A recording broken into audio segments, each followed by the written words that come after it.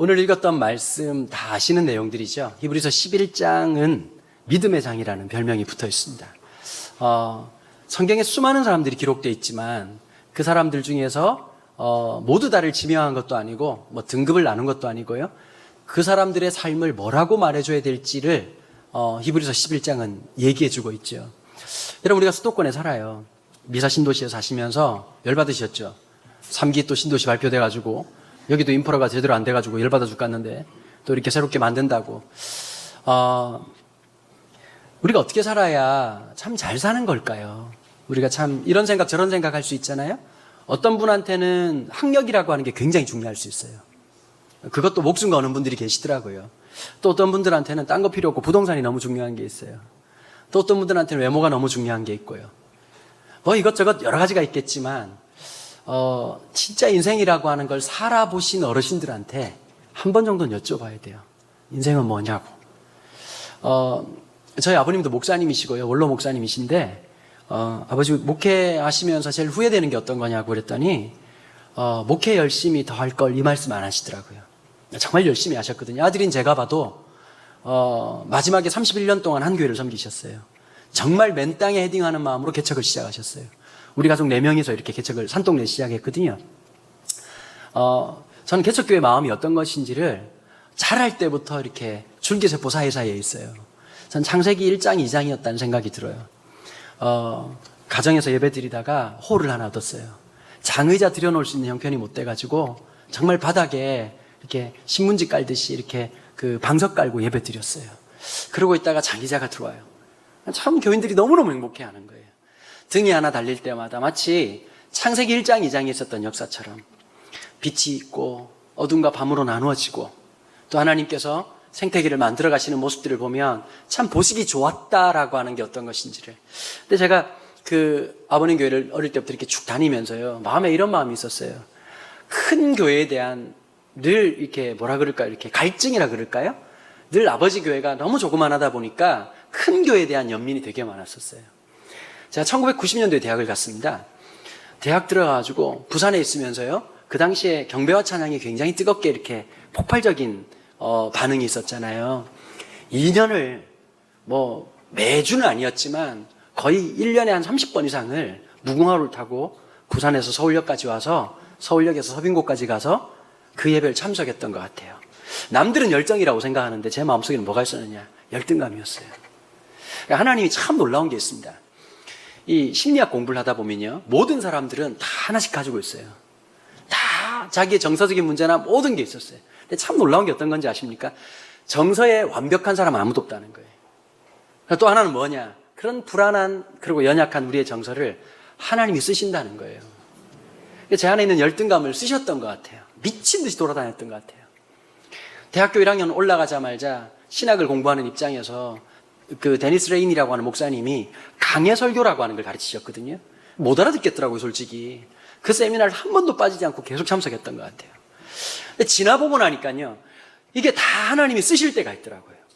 그냥 어느 날 작정하고 준비하는 게 아니라 하나님은 우연이라는 방법을 통해서 하나님의 섭리를 이끌어 가시는 것 같아요. 여러분들이 지금 이번 한 주간 우연이라는 시간을 사셨어요. 근데 여러분, 길게 보면 하나님의 섭리라고 하는 그 시간을 우리는 살아간 거예요. 그래서 헬라어에 보면 시간이라는 단어가 두 단어가 있거든요. 카이로스란 말이 있고 크로노스가 있어요. 카이로스를 하나님의 시간이라고 얘기를 해요. 크로노스는 인간의 시간이죠. 우리가 예측하고 우리가 살아가는 그 시간이 아니라 하나님의 시간이 우리의 삶에 임하기 시작할 때 그때 의미가 되는 거고, 그게 정말 하나님 놀라운 역사로 바뀌는 것을 매 순간 매 순간 발견하게 됩니다. 뭐 그러면서 이제 시간들이 많이 지나왔는데 그 교회 떠나가려고 참 많이 무던히 애썼던 것 같아요. 근데 저희 아버님이 16년을 철야를 하셨어요. 정말 기도하는 분이셨어요. 무섭게 기도하는 분이셨어요. 보통 기도하시는 게 아니라 무섭게 기도하는 분이셨어요. 그런데 이제 뭐 금식 기도도 진짜 많이 하셨거든요. 일주일 금식하고 일주일 해보고 2년을 하셨으니까요. 목숨을 걸었는데 그 진짜 안 될 것 같은 목회를 하나님 은혜를 많이 베풀어 주셨어요. 근데 저희 아버님이 보니까 하나님이 주신 캐퍼가 있어요. 크다고 좋은 거 아니고 작다고 불행한 거 아니에요. 제가 느끼기에요. 하나님이 주신 캐퍼가 있는데, 여러분, 욕망과 하나님의 부르심 사이는 종이 한 장 차이거든요. 우리 목사라고 하는 직업이 참 어떤 게 있느냐, 뭐든지 하나님 뜻이라고 우길 수 있는 위험성이 늘 도사리고 있어요. 우리 뭐 이렇게 얘기하면 또 영업에 방해가 될지 모르겠지만 늘 자기 자신을 말씀 앞에서 직면해야 돼요. 이게 내 야망인지 아니면 하나님의 뜻인지. 한국교회가 이렇게 망조가 된 이유는 딴 거 아니에요. 야망이 우리의 신앙의 중심이 돼버리는 거예요. 내가 하고 싶은 거, 그게 건축업이든 아니면 자식한테 물려주는 것이든 어떤 것이든 거기에서 우리가 늘 자기 자신을 돌아볼 줄 아는 인생을 살았어야 되는 거예요. 그래서 아버님 목회 그렇게 하셨어요. 근데 은퇴하고 난 다음에 아버님이 이제 원로 목사님 되고 나서 그 옥하는 목사님이 가족 사진 한번 찍은 적이 없다 그러시잖아요. 그래서 장례식 때 영정을 들고 가족들이 가족 사진을 찍었다는 얘기가 있어가지고 제가 저희 아버님 칠순 때 가족 사진을 따로 찍었어요. 그리고 가족 여행을 처음으로 간 거예요. 단 한 번도 휴가 한 번 안 가시고 가족 여행이라는 거 외식 한 번 안 해봤단 말이에요. 그런 거 없이 살았어요. 그래서 저희 아버님 그렇게 얘기하시더라고요.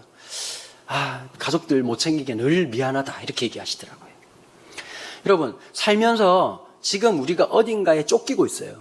그게 돈의 문제일 수 있고 건강의 문제일 수 있고 자녀의 문제일 수 있고 여러 가지 문제가 있을 수 있는데 그걸 볼 때 하나님의 원근법이 필요해요. 그게 무슨 말이냐면요, 때로는 어떤 문제를 가까이서 봐야 될 때가 있어요. 그런데 여러분, 때로는 산수화처럼 멀리서 봐야 될 때가 있어요. 성경도 마찬가지입니다. 한 절 한 절 우리가 되새겨야 될 말씀이 있어요. 잠언 같은 말씀들이요. 근데 멀리서 봐야 될 말씀이 어떤 말씀이냐, 레위기 같은 말씀입니다. 레위기는 자세히 쳐다보면 우울증 걸립니다. 요즘 우리 교회가 지금 레위기 묵상하고 있는데 아내가 오늘 아침에 큐티하면서 그러더라고. 와, 제사장하기 더럽게 힘드네. 쉽지가 않아요. 근데 이 레위기라고 하는 게 독특한 배경을 가지고 있거든요. 레위기가 여러분 굉장히 길어 보이지만 시간상으로 보면 한 달 기간입니다. 언제 기록됐느냐? 이스라엘 백성들이 출애굽을 하죠. 홍해를 건넌 지 만 1년 되는 해에, 그러니까 하나님께서 적응할 수 있는 시간을 주셨어요. 광야라고 하는 곳에서 죽을 줄 알았는데 하나님의 은혜로, 낮에는 구름 기둥으로 밤에는 불 기둥으로 만나와 생수로 먹이신 하나님을 바라볼 수 있는 영적인 이렇게 정착할 수 있는 1년간의 적응 시간을 허락해 주셨어요. 그 1년차 되들 때에 모세에게 하나님께서 이동용 회막을, 이동용 성전을 지을 것을 말씀하시죠. 그 한 달이 이제 그 짚는 시간이었는데요. 그 한 달 동안에 어떻게 하나님 앞에 예배할 것인가에 대해서 이야기한 내용이 바로 레위기입니다. 그 한 달 지나고 난 다음에 그 이동용 성전을 들고 진행하는 순서가 바로 민수기가 됩니다. 그런데 이 짧은 시간 동안에 마지막 부분이 출애굽기거든요. 출애굽기인데요. 출애굽기 보면 모세가 자기 안에 있는 내면의 문제나 이스라엘 백성들의 문제 앞에서 굉장히 좌절합니다. 분노하죠. 그래서 마지막 결론이 뭐냐? 범죄한 인간이 하나님 앞에 어떻게 나아갈 것인가. 이제 이 갈등 속에서 굉장히 힘들어하고 어려워합니다. 그런데 여러분, 이 레위기라고 하는 성경이 참 재미나요. 이 이스라엘 백성들의 그 성경 제목은요, 원래 레위기가 아닙니다. 언제 이 제목이 이렇게 만들어졌느냐? 여러분 혹시 알렉산더 대왕이라고 들어보셨죠? 이제 이스라엘이, 북이스라엘이 아수르에 멸망하고 남유다가 바벨론에 멸망하고 바벨론이 고대 서아시아 지역 전체의 패권과 유럽까지 지배를 하게 되죠. 그 다음에 페르시아가 지배를 하고 그 다음에 알렉산더 대왕이 세웠던 그리스 제국이 지배를 하게 되는데, 알렉산더 대왕이 칼싸움만 잘한 사람이 아니라 그 다음에 철학이나 문학이나 그 다음에 이렇게 그 학문에 있어서 굉장히 감각이 많았거든요. 자기의 이름을 본따서 알렉산드리아라는 지방에 최초의 대학과 도서관을 만들고 모든 고대 언어로 기록되어 있었던 책들을 헬라어로, 그리스어로 번역하는 작업을 합니다.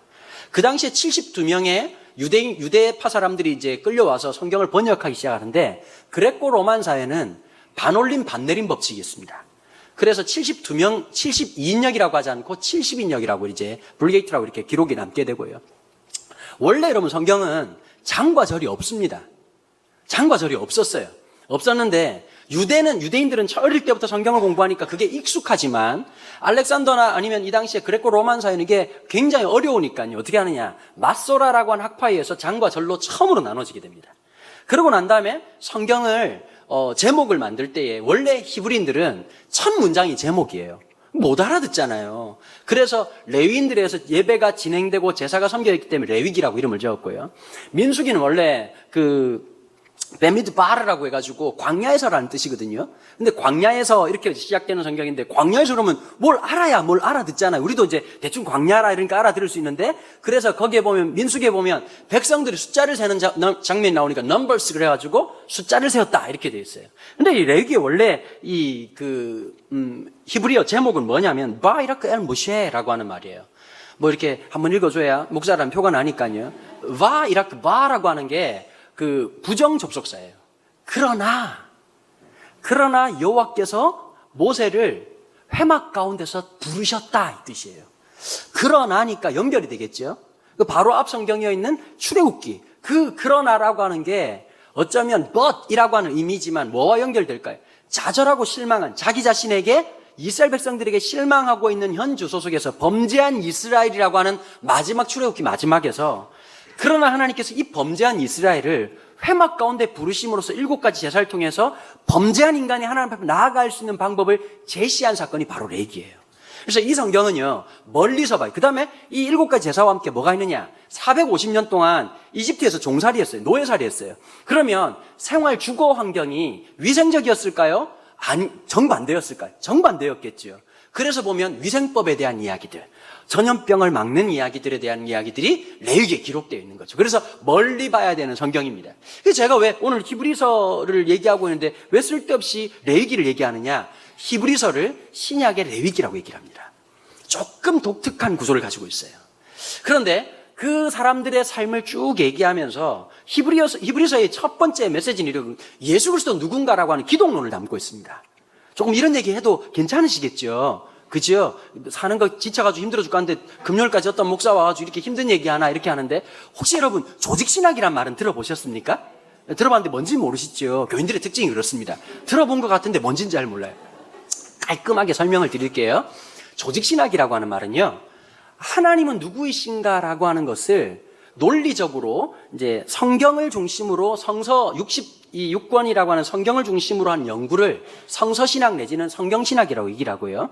성경에 담겨 있는 것을 인간이 생각할 수 있는 카테고리 안에 집어넣어가지고 논리적으로 설명한 신학을 조직신학이라고 얘기를 하는데, 이 조직신학은 미국에서 나온 말이에요. Systematic Theology 그래가지고 조직신학이란 말을 쓰고, 유럽에서는 Dogmatics라고 해서 교의학이란 말을 쓰는데 그 말이 그 말이고 그 말이 그 말입니다. 근데 이걸 갖다 교수님들은 아무도 못 알아듣게 설명을 한단 말이에요. 근데 저는 반대지요. 못 알아듣는 걸 알아듣게 하는 게 제 일이니까 쉽게 설명드리자면 쉬워요. 조직신학이 뭐냐? 하나님은 누구신가? 이게 첫 번째 논리거든요. 그걸 뭐라고 말하냐? 신론이라고 얘기를 하는 거예요. 하나님이 누구 만드셨어요? 인간을 만들었죠. 그럼 뒤에 론자만 붙여보세요. 인간론이 되는 거예요. 인간이 죄를 지어요. 죄 지은 인간을 하나님이 하신 일을 뭐라고 말하느냐? 구원이라고 얘기를 해요. 그럼 뭐가 될까요? 아니, 그러니까 조금만 애들 보고 생각 없다고 말하지 말고 조금만 전두엽을 쓰시면 알 수 있는 내용. 다시 첫 번째 뭐라고요? 하나님은 누구시다? 신론. 인간은 누구다? 인간론. 인간을 행한 하나님, 범죄한 인간을 하나님이 행하신 일을 뭐라고 말한다고요? 구원론. 구원받은 백성을 뭐라고 그럴까요? 교회라고 얘기를 하는 거예요. 그러면 뭐가 붙을까요? 교회론이 붙는 거예요. 물론 이제 그 20세기 들어와가지고 성교론도 붙고 여러 가지가 붙었지만 그 다음에 뭐가 있느냐? 주님이 다시 오신단 말이에요. 다시 오실 것을 재림론이라고 하지 않고 종말론이라고 얘기를 해요. 이걸 바로 조직신학이라 쉽지요, 이렇게.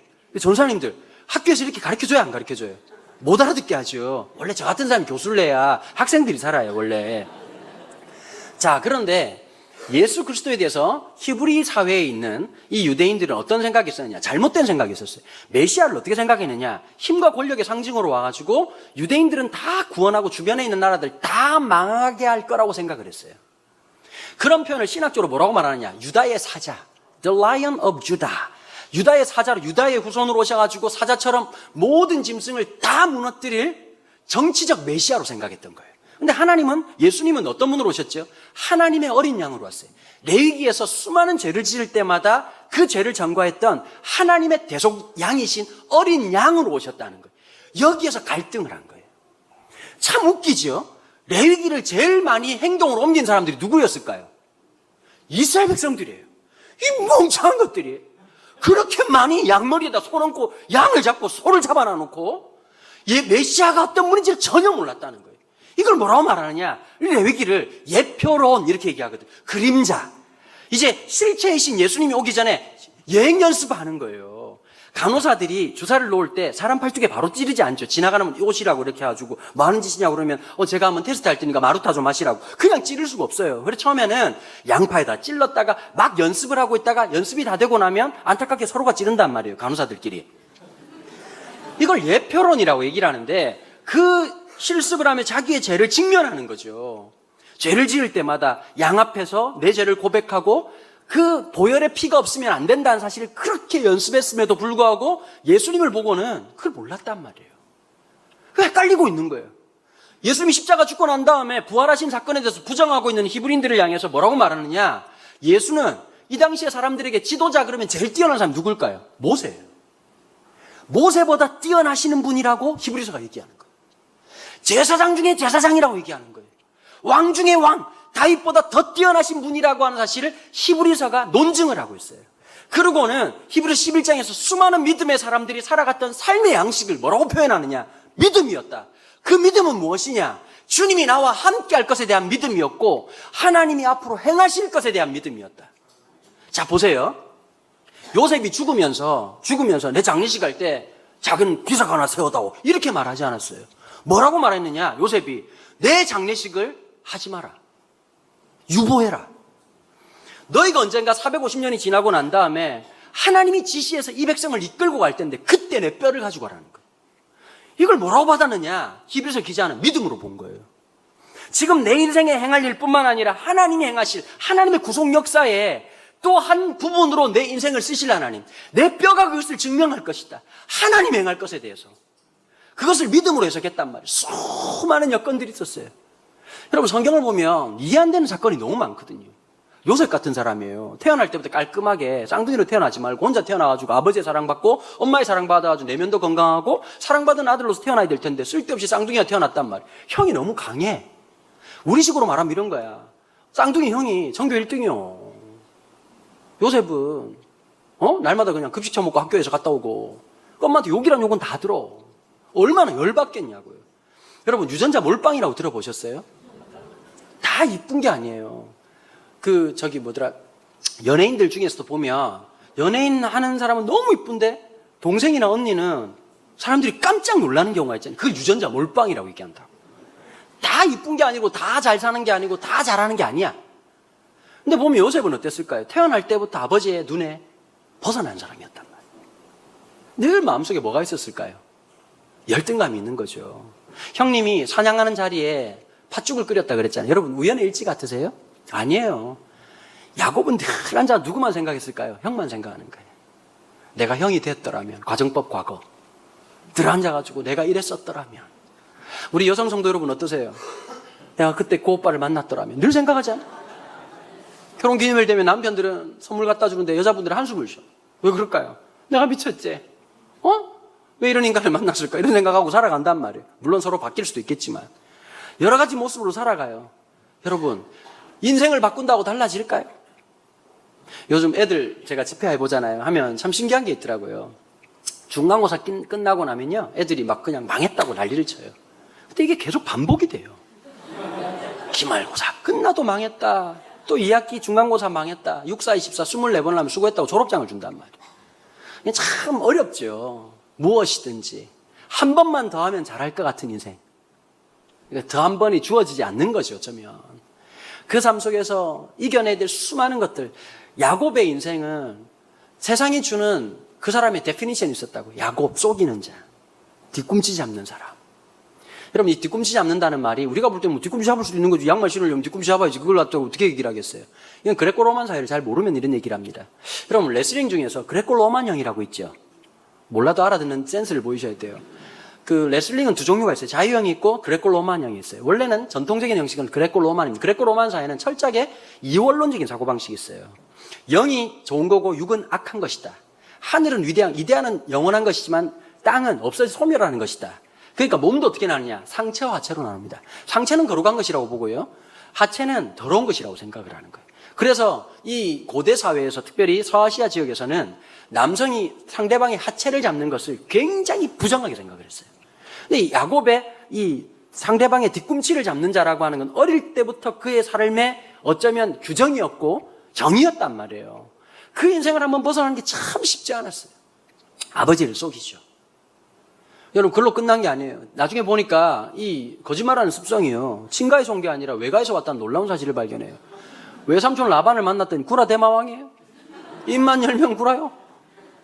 그래서 수많은 일련의 시간들을 살아가면서 야곱이 극복해야 된 게 어떤 걸까요?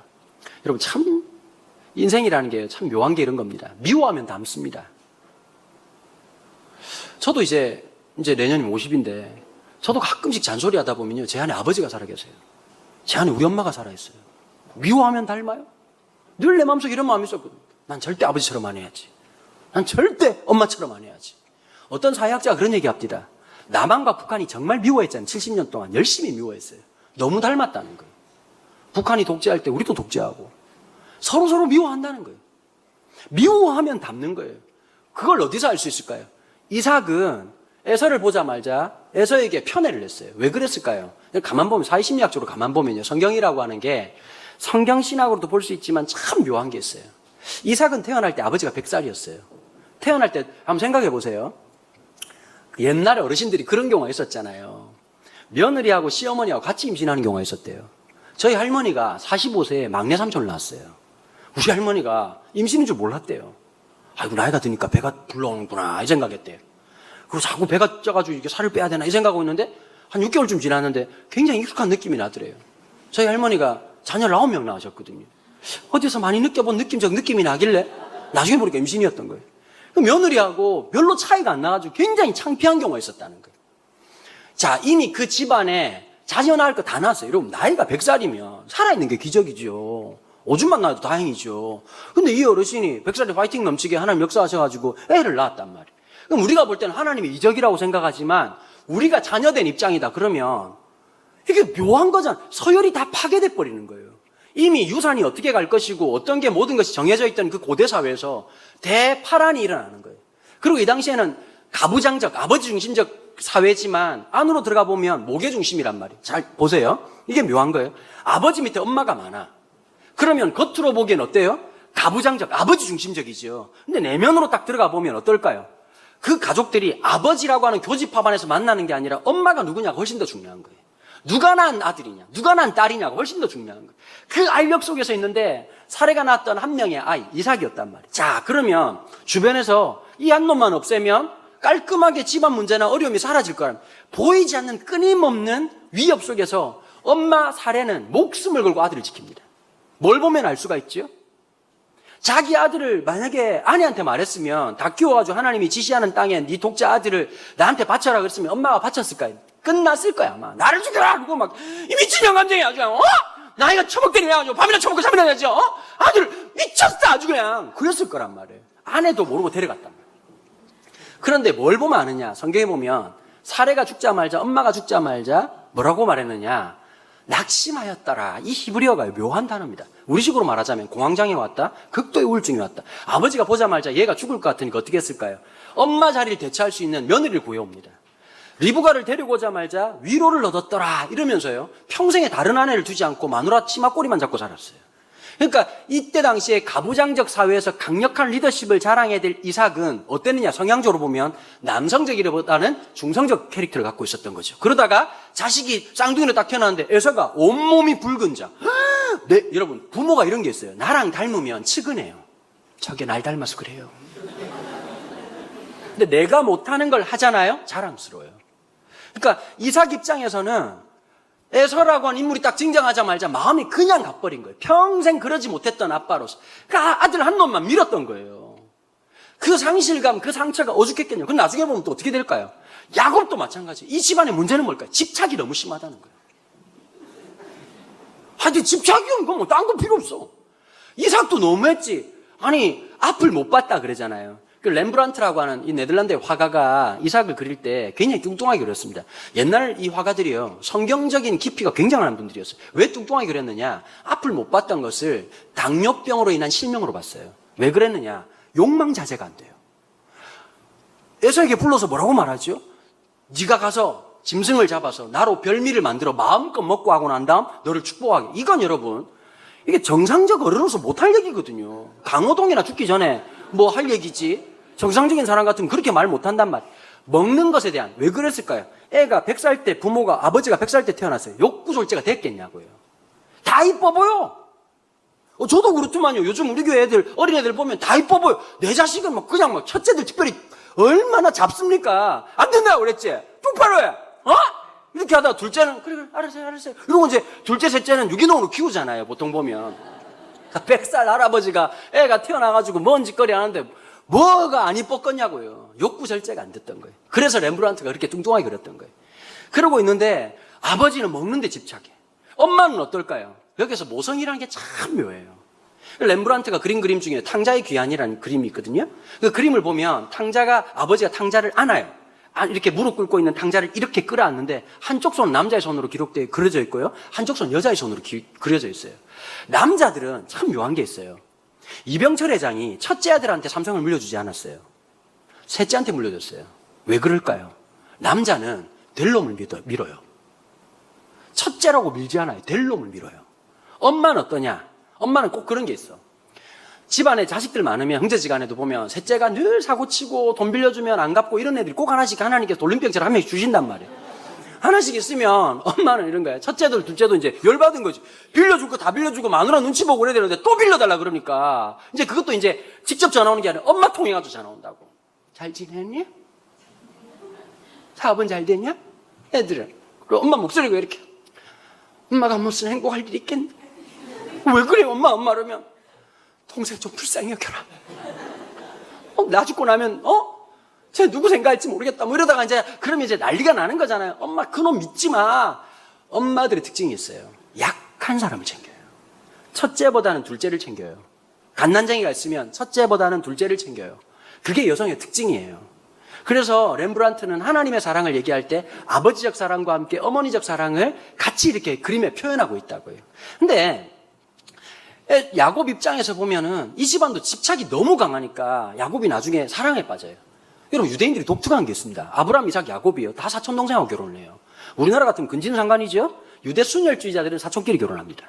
훨씬 혈통관계가 강해요, 이 사람들이. 그런데 라헬을 보자마자 한 방에 빠지는 거예요. 여러분 사람이 좀 사랑이라는 것도 단계가 필요해요. 한눈에 반했다. 살아보니까 제일 위험한 짓이죠. 맞아요, 안 맞아요? 한눈에 반하면 한 방에 깨질 수도 있거든요.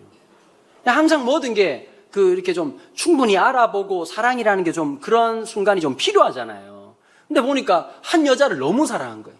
여러분, 이게 있어요. 저 사람은 누군가를, 진짜 두 사람이 너무 인고 같아. 너무 잘 어울려.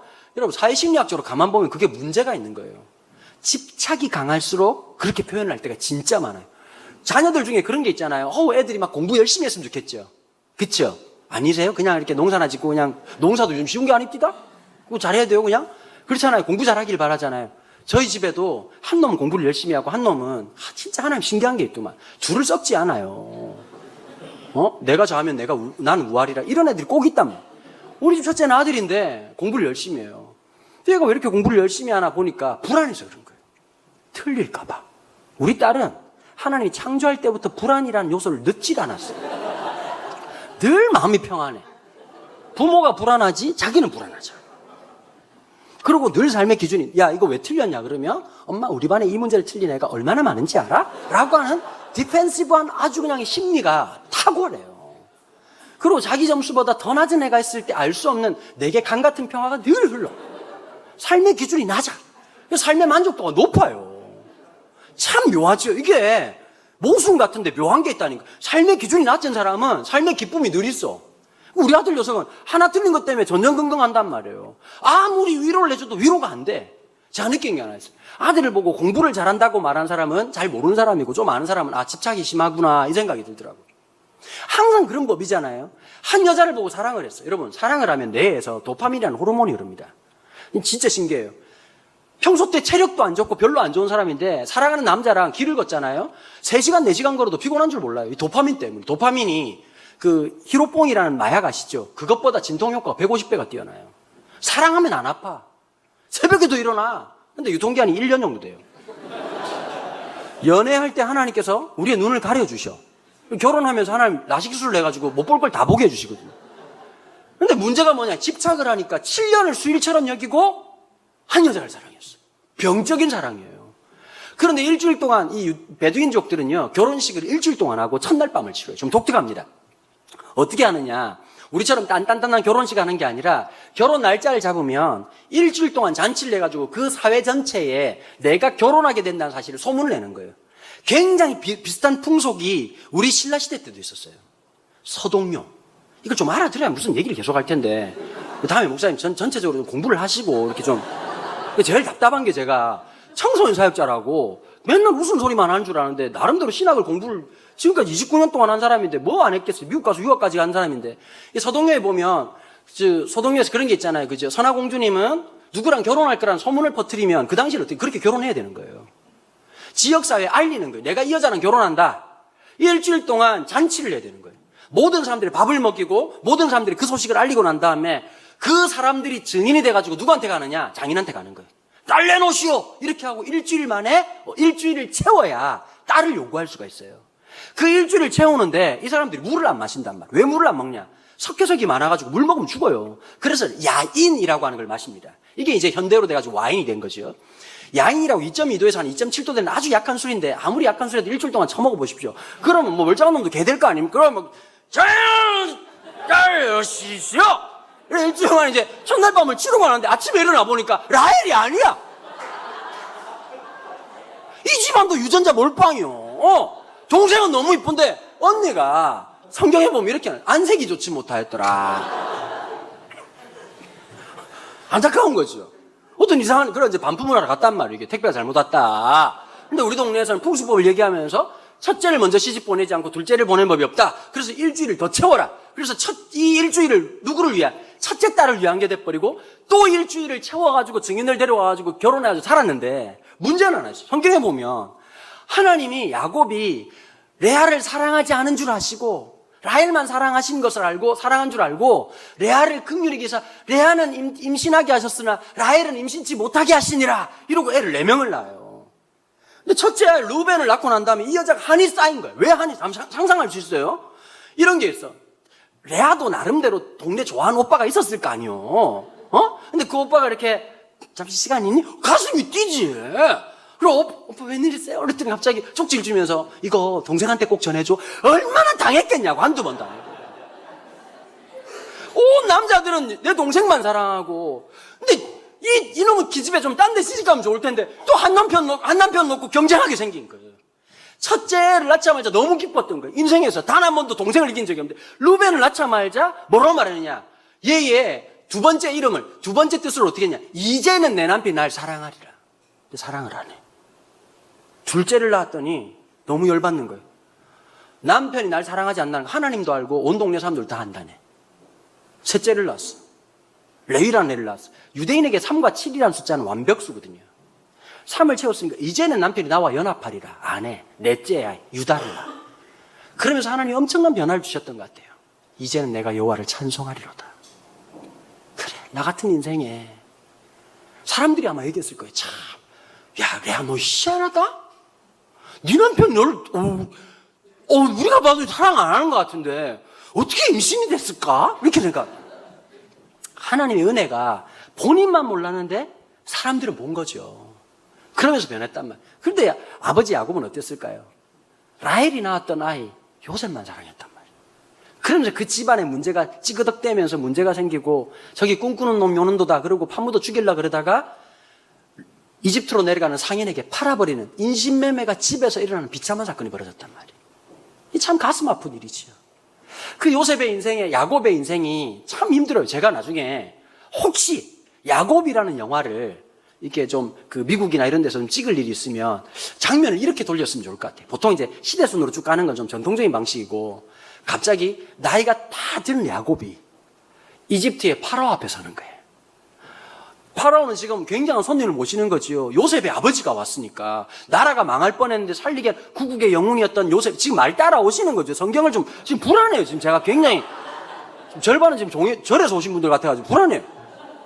그 요셉 때문에 구국의 영웅인 아버지가 왔다니까 웰컴하고 땅을 내주고 그 다음에 경제 특권을 주고 막 그러는 판인데 아버지 요셉이 딱 와가지고 이렇게 묻는 거예요. 나이가 굉장히 많아 보이시니까 나이가 어떻게 되시오? 그런데 내가 볼 때 이 배역은 딱 몇 사람이 정해져 있어. 그 누구죠? 그 올드보이 할 때 그 아저씨 누구죠? 최민식 아저씨가 해야 돼. 그래서 딱 해가지고 나이가 어떻게 되시오? 그러면 험한 세월을 살았지요. 그러고 난 다음에 과거로 쫙 돌아가가지고 영화가 쫙 진행되면 굉장히 멋질 것 같은 거예요. 근데 이 요셉이요. 요셉한테 편애를 했지만 엉망진창이었잖아요. 그러면서 하나님이 그를 다스리고 그를 통치하는 삶의 방식. 마지막에 믿음으로요. 그 편애했던 야곱이 12명 형제들을 축복하는 장면이 나와요. 히브리서 11장에 보면 야곱을 두 가지로 칭찬. 첫 번째 뭐냐? 자식들을 믿음으로 축복하였고, 두 번째, 마지막으로 야곱이 하나님 앞에 감사하는 예배를 드리거든요. 생을 이제 숨이 깔딱깔딱 넘어가는 그 순간에 침상머리를 의지해서 하나님 앞에 경배하는 마지막 예배가 나와요. 그의 마지막 예배를 히브리서 11장에 기록하고 있는 거예요. 수많은 사람이 살아가면서 이런 거 있잖아요. 그렇죠? 왜 나는 우리 집안에서 태어나서, 왜 우리 아버지 같은, 우리 엄마 같은 분 만나서 이렇게 고생할까? 나는 왜 이런 자녀가 태어나가지고 이렇게 고생할까? 나는 지질이 복도 없지. 나는 왜 이런 것도 안 될까? 남들은 이렇게 하면 잘 되던데. 여러분 하나씩 없으세요? 이해 안 되는 수많은 비어있는 퍼즐들. 인생에 이해 안 되는 그 모든 순간들 속에서 야곱은 믿음으로 그 인생의 빈칸들을 채워나가기 시작해요. 생애 마지막에 나에게 삶을 주신 하나님 앞에 그 드렸던 예배는 그냥 일상적인 우리의 예배가 아니었어요. 삶의 끝 지점에 내 삶을 향하신 그 하나님의 인애와 하나님의 사랑과 하나님의 계획과 하나님의 섭리 앞에 대한 인격적인 예배였어요. 그래서 히브리서 11장은 그의 마지막 모습을 믿음이었다라고 얘기를 하는 거예요. 수많은 믿음의 사람들이 나와요. 히브리서 11장에서. 근데 12장에서 그 수많은 히브리서 11장이 오라토리오로 얘기하자면, 이렇게 그 클래식으로 얘기하자면 한 명 한 명씩 아브라함은 쭉쭉 나오는 거죠. 핀 조명이 쫙 있고 11명, 이 11장에 있는 수많은 믿음의 사람들이, 허다한 구름 같은 사람들이 12장 1절, 2절, 3절에서 뭐 하느냐?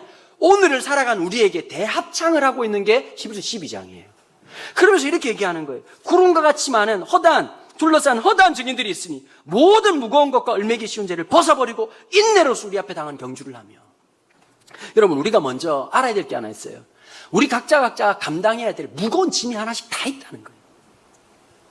앉아가지고 그런 분들 있잖아요. 저 사람은 참 좋겠다. 제가 볼 때 철이 들든 겁니다. 그 사람도 그 사람 나름대로 힘든 거예요. 아니, 살다 보면 희한할 때가 있잖아요. 이쁘고 잘생기면 얼마나 편하겠어요. 우리가 그 편함이 뭔지 모르잖아요. 말을 못 알아들으시네요. 응? 그렇잖아요? 근데 희한한 게 있어요. 그렇게 잘생기고 그렇게 이쁜 애들이 극단적인 선택을 해. 우울증이라는 거예요. 우린 얼굴이 우울한데. 여러분, 부자들은 다 행복할까요? 이건희 회장이 제일 사랑하는 딸 자살해 죽었어요. 정주행 회장 아들 2명이나 자살해 죽었어요. 여러분, 우리가 그 정도 머리에 그 정도 재산 있으면 죽겠냐고요. 안 죽어요? 우리가 생각할 때는 그러면 인생 행복할 것 같잖아요. 천만의 말씀이에요. 제가 보니까요, 돈도 너무 없어도 힘들지만 너무 많아도 골치 아픈 거예요. 어느 게 행복하냐? 갑자기 열어먹 꺼냈는데 주머니에서 5만 원짜리 있을 때, 오, 5만 원! 가만 생각하면 그거 원래 내 돈이에요. 클린토피아 사장님이 넣어줬고 있어요. 마누라가 넣어줬고 있어요. 있는 돈도 뽑아갈 판에. 그 작은 기쁨을 갖고 있는 사람. 산에 진미가 있다고 행복한 게 아니에요. 컵라면에 식은 밥을 말아 먹어도 즐거운 집이 있고요. 스테이크 썰면서도 저놈 안 죽나 이런 집안이 있다고. 나는 어떤 삶을 살아가고, 행복이라고 하는 게 절대적인 경제에 절대적으로 영향을 미치는 게 아니에요.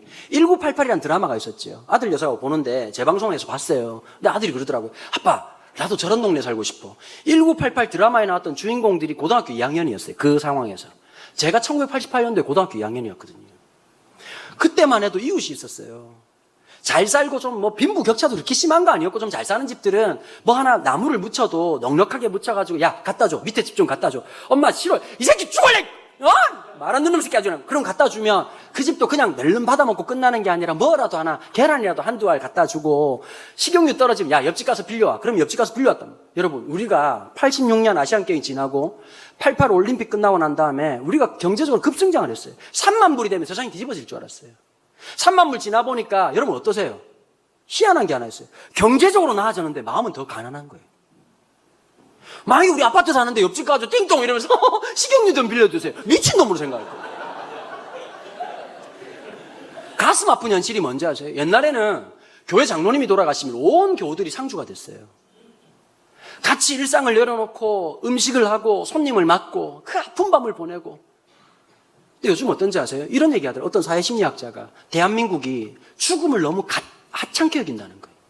전 세계에서 병원에서 지하실로 엘리베이터를 타면 장례식을 하는 유일한 나라는 우리나라밖에 없대요. 그 얘기를 하시더라고요. 그분이. 이제는 상주가 없다. 상조 회사가 있을 뿐. 죽음이 너무 쉬운 거예요. 애도할 시간도 없고. 여러분, 우리가 보니까 이런 거예요. 이걸 정신 차려야 돼요. 대한민국이 여전히, 저는 경제가 나빠져 있는다는 뜻이 아니에요. 경제가 우리를 다 구원할 거라고 생각하고 더 많은 돈이 우리를 행복하게 만들 거라고 생각하죠. 여러분, 아파트 지평수 넓어진다고 행복이 더 보장되던가요? 침대를 3천만 원짜리 산다고 숙면이 보장되던가요? 희한한 게 있어요. 교회가 복된 곳이. 이 의자에 앉아서도 1시간 완전 램수면 하시는 분들이 계시다고. 교회 밥이 딴 데보다 맛있느냐? 별거 없는데도 함께 하기 때문에 맛있는 거예요. 그 기쁨을 느껴야 되는 거예요. 세상이 말하는 기쁨, 더 많은 것을 가지고 더 비싼 차를 타면 행복할 거다. 여러분, 차라는 게 그런 거잖아요. 내가 즐겁고 작은 차든 큰 차든 내가 행복하면 되는데 한국 사람들은 승차감으로 안 타요. 하차감으로 타는 거예요. 딴 데는 벤츠 이런 거. 사람들이 자꾸 그렇게 되는 거예요. 여러분, 사람들도 희한한 게요. 뭐 몇천 명 모이고 몇만 명 모이는 목사는 스타처럼 쳐다봐요. 근데 여러분, 시골에서 하나님의 부르심 안에서 열 몇 명을 놓고 평생을 섬기는 목사님들이 있거든요. 하나님 그분을 기뻐하신다니까요. 이걸 하나 아셔야 돼요. 세상은 우리를 하찮게 여겨요. 너 봐, 제대로 하는 게 없잖아.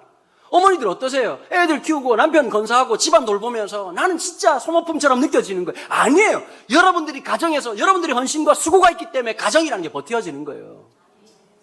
저는 가정을 붙들고 있는 것 중에 중요한 게 뭐냐? 모성이라고 생각해요. 영성적 모성이 필요한 거예요. 어머니로서의 기도. 여러분, 보통 그러잖아요. 아가씨 때 이쁘고 날씬하고 다 좋아. 여성의 완성은, 남성의 완성은 멋진 총각 처녀가 아니에요. 어머니, 아버지가 되는 거예요. 그게 진짜 멋진 거예요. 그걸 받아들이고 살아가야 되는 거예요. 어느 날 우리가 우리의 모습을 너무 하찮게 생각하는데 하나님이 원하시는 게 있거든요. 우리가 감당해야 될 무거운 짐이 있어요. 목사로서, 목사님도 마찬가지, 저도 마찬가지고 시대를 잘못 만난 거예요. 지금은 아무리 열심히 해봐야 목사라고 존경해 주는 사람이 없어. 옛날 목사님들 겁나 설교 못 하셨거든요. 내가 20년 전에만 목회를 시작했어, 그냥. 목사가 됐었어야 되는데. 근데 가만 생각해보니까 저도 올해 목사 안수받은 지 17년 차라서 크게 할 말은 없더라고요, 보니까. 여러분, 세월이라고 하는 게 다 지나. 고난의 시계가 와요. 지금 한국교회는 떨어지는 가속력이 너무 빨라가지고 이게 감당이 안 되는 시대거든요. 멈추려고 우리의 스스로의 힘으로 멈출 수가 없는 상황이 됐어요. 정말 힘들고 어려운 시대예요.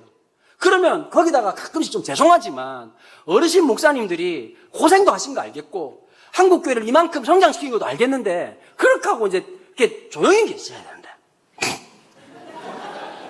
너무 말씀이 많아. 근데 그 말이 전혀 도움이 안 돼. 너무 열정이 대단해가지고 아들한테 물려주고 뭐 주님의 뜻입니다 이렇게 얘기하고 자꾸 그런단 말이에요. 고난의 시대가 있어요.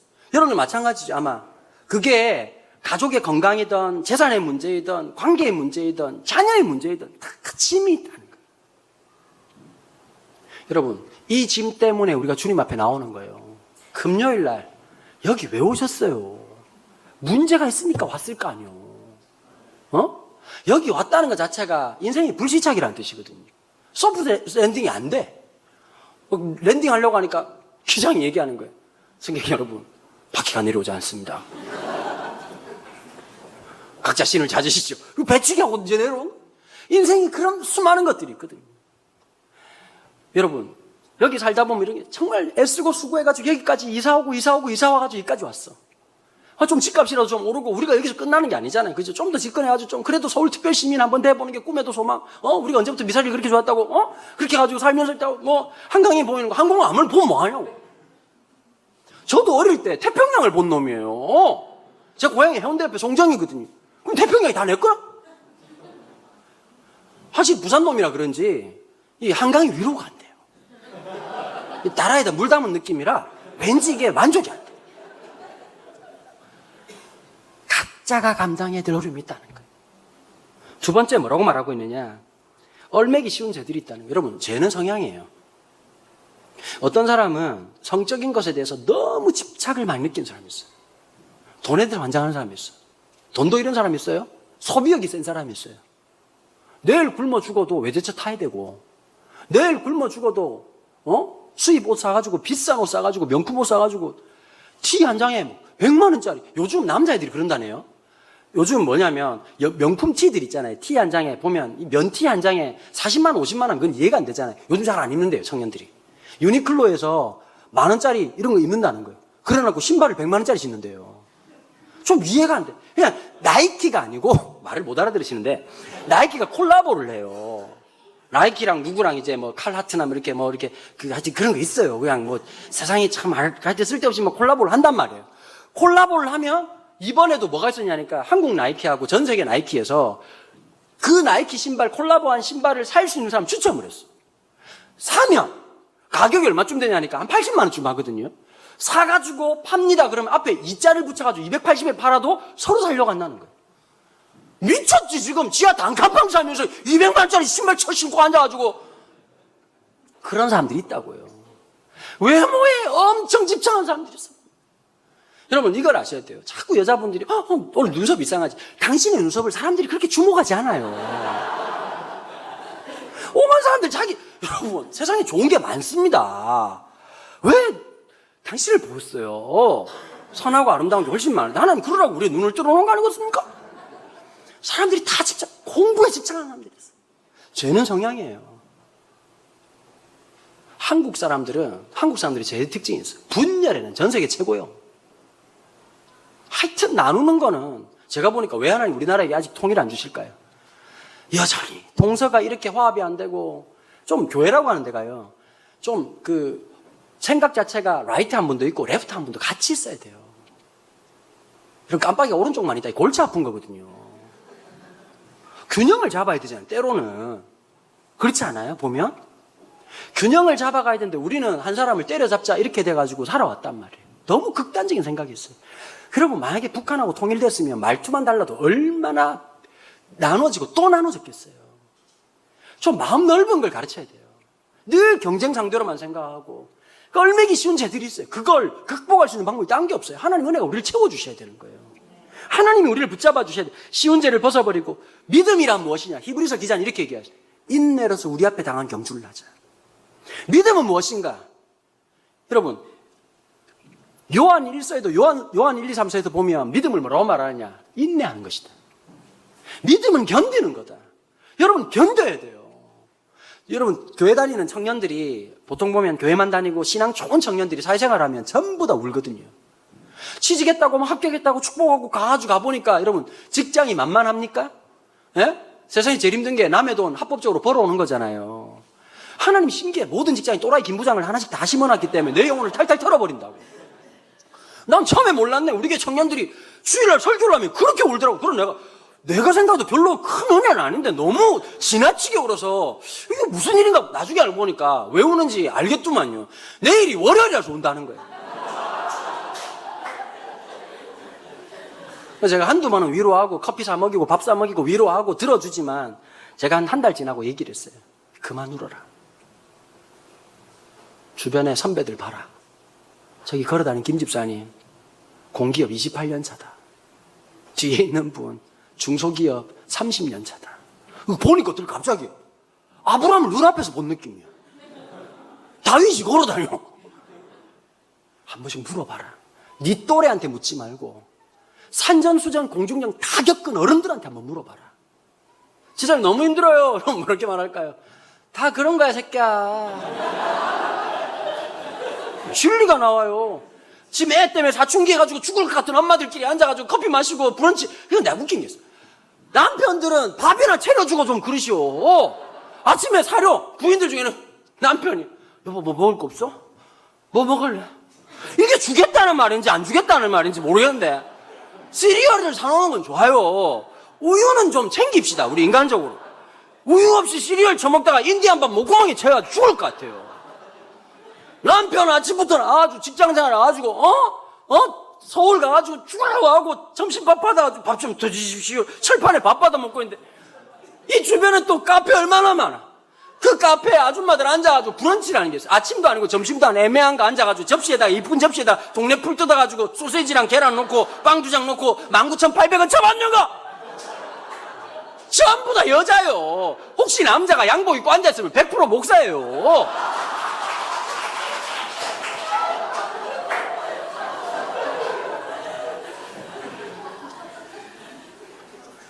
여러분, 애들 얘기를 해.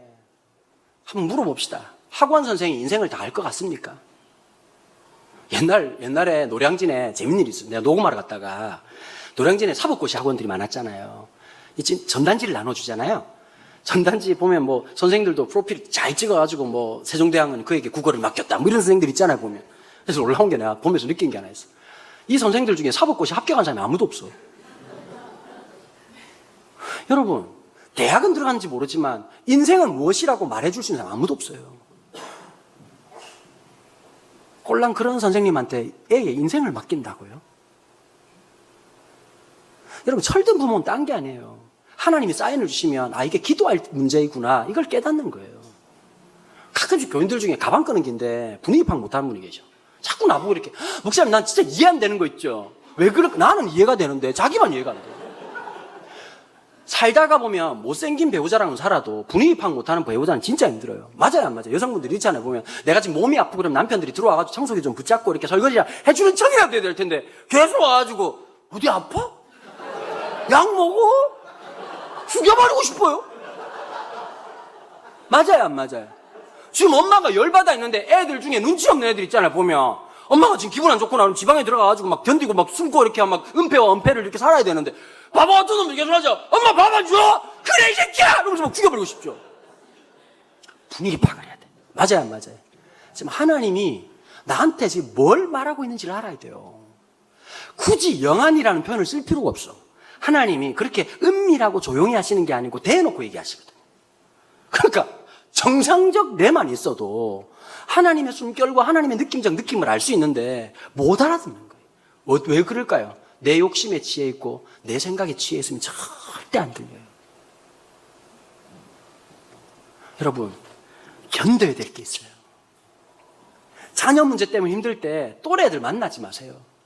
내일 모레 천국 갈 것 같은 권사님한테 물어봐야 돼. 권사님, 우리 애가 지금 사춘기예요. 어떻게 하면 좋아요, 권사님? 다 지나간다. 진리를 말한다는 거예요. 맞아요, 안 맞아요? 애들 때문에 막 힘들어가지고 막 첫째 건사하고 둘째 건사하고 막 힘들 때 어른들이 한마디 하잖아요. 뒤돌아서면 금방금방 자란. 제가 아무리 뒤돌아서봐도 애들이 안 자라더라고. 근데 지나보니까 어른들 말씀이 맞아요. 요즘 하는 짓이 뭐냐? 맨날 그놈들 어릴 때 사진 보면서 이놈이 이놈인데 어디 갔나 어디 갔나? 그 마음이 드는 거예요. 인내해야 될 상황이 있어요. 여러분, 그게 어디서 나올까요? 믿음의 주요 온전케 하신 예수를 바라볼 때 그 힘을 주시는 거예요. 인내하자고 인내가 안 돼요. 기도해야 되는데 하는데 기도가 안 될 때가 있어요. 그때 믿음의 주요 온전케 하신 주님을 또 한번 바라보는 거예요.